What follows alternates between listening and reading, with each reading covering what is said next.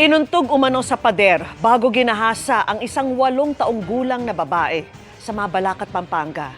Natagpuan siya sa kaawa-awang lagay matapos ituro kung nasaan ng inarestong sospek. Nakatutok si Jasmine Gabriel Galban ng GMA Regional TV. Kritikal sa ospital ang 8 taong gulang na batang babae na si Ami. Di niya tunay na pangalan matapos umanong iuntog sa pader at hinihinalang ginahasa pa ng isang lalaki sa barangay Sapang Biyabas, Mabalacat City sa Pampanga. Sa inisyal na investigasyon, huling nakita ang biktima sa isang pisonet shop pasado alas 8 ng gabi noong Linggo, October 19. Ayon sa ina ng bata, magdamag siya naghanap pero hindi niya nakita ang anak. Kinabukasan ng Lunes, nagtungo siya sa barangay hall para humingi na ng tulong. Nang suriin ang CCTV ng pisonet shop, kita ang lalaking lumapit sa bata at tinapik ito sa balikat bago sila sabay na umalis.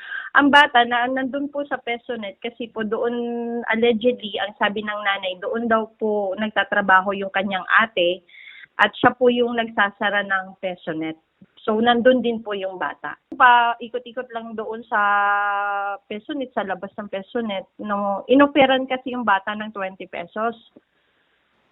Kaya sumama yung bata sa suspect. Agad na naaresto ang suspect na isang 20 anyos na helper at residente rin na nasabing barangay.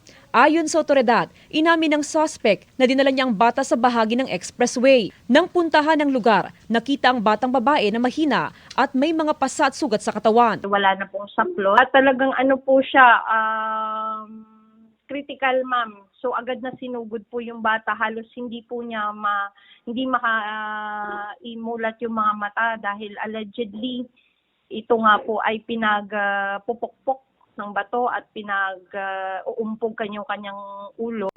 Patuloy na inoobserbahan sa ospital ang bata. Sasampahan naman ng kasong statutory rape with first-degree murder ang suspect. Wala pa siyang pahayag maging ang kaanak ng biktima. Mula sa GMA Regional TV at GMA Integrated News, Jasmine Gabriel Galban, nakatutok 24 oras.